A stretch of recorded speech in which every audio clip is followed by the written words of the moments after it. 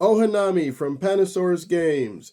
Cherry blossom season is about to blanket Zen gardens with their resplendent wonder. Water, vegetation, stones, and sakura trees must be placed in perfect harmony for the best keeper to become a master gardener. How does it play? I'm going to show you, and then I'm going to give you my thoughts after that.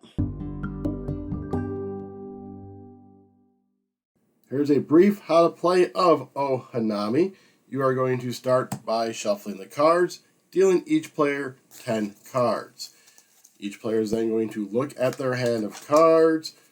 It's nice if they can organize them so other people can just quickly look at them. Not a necessity, but I'm going to do it just because I typically do. Alright, next thing you're going to do is you are going to draft 2 cards and then pass the hand to the next player. And then you're going to put them in your, once everyone chooses their card, you're going to put them in the garden in front of you. So I'm going to grab these 2, and then I'd pass these to the next player. Then when you place them in your garden, you are going to be building up to 3 different gardens. You're going to want to arrange the gardens in numerical order.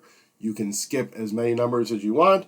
However, once you have set up your garden, any card placed on here needs to be lower than 75 or higher than 76. And again, that's the same for all 3 gardens. So if I had the 103 and 105 here, this has to be lower than 103, higher than 105. After the first round, you're going to score 3 points for every blue card. After round 2, you're going to score 3 points for every blue and 4 points for every green. And then in the final round, you're going to score 3 points for blue, 4 points for green, 7 for every gray. Then based on how many purple you have, you'll consult the table and score that many points. You can leave the box out, for the box does show what scores when and has the table for pink cards on it as well. And then there's a wider representation of that. All right, let's hear my thoughts on this matter.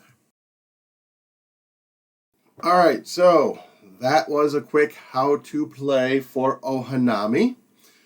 Let's now get into what my 2 cents are in regards to this game. I'm going to be using my typical format of components, experience of 2 players, negatives, theme, and smoothness. So we're going to start off with components.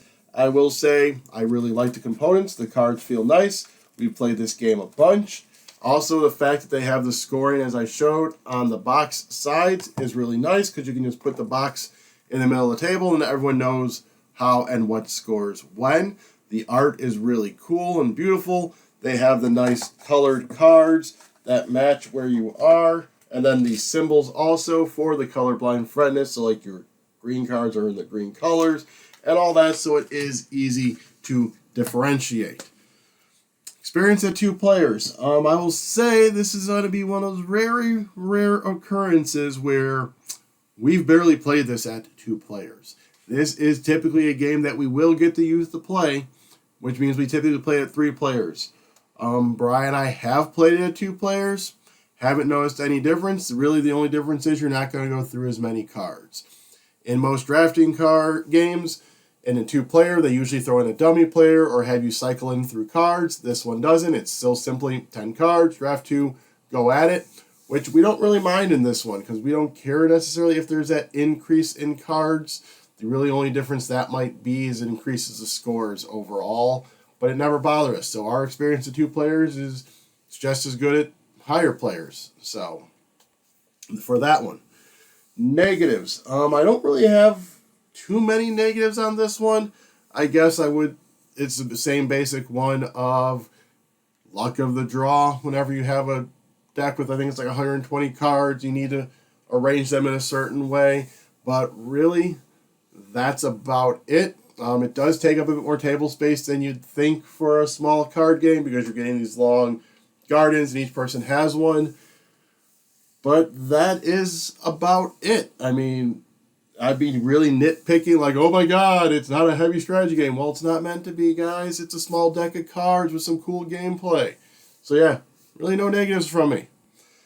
Theme. I guess that could be I don't think the theme fully comes through. They do a good job of kind of instigating there. I mean, the art conveys that theme. And you want the whole Zen gardens, you want things lined up a certain way, so you have the cards lined up a certain way. Each feature scores differently, and so with the blue cards being worth the most because you have the water flowing and then the plants are growing. So there is some cool little thematic elements in it, but when I play it, I basically just feel like I'm arranging cards in a row and just optimizing my points. So I don't know if I ever really get into the theme of the game. Smoothness.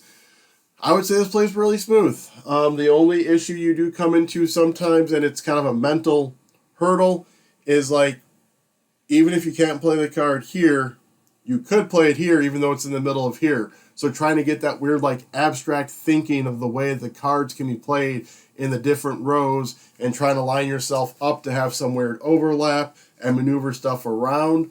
But as for the smoothness, I mean, it's literally take 2 cards, pass your hand, play them out, choose 2 cards, pass them, play them out. The scoring goes smooth because it's all right, how many blue? How many green?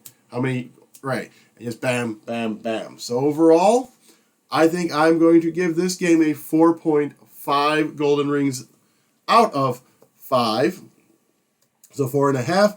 And the main reason being is it's an enjoyable small card game, and the youth loves playing it. So anytime we can get them to the table is cool, and especially then if it is a game that we both enjoy, that makes it even better.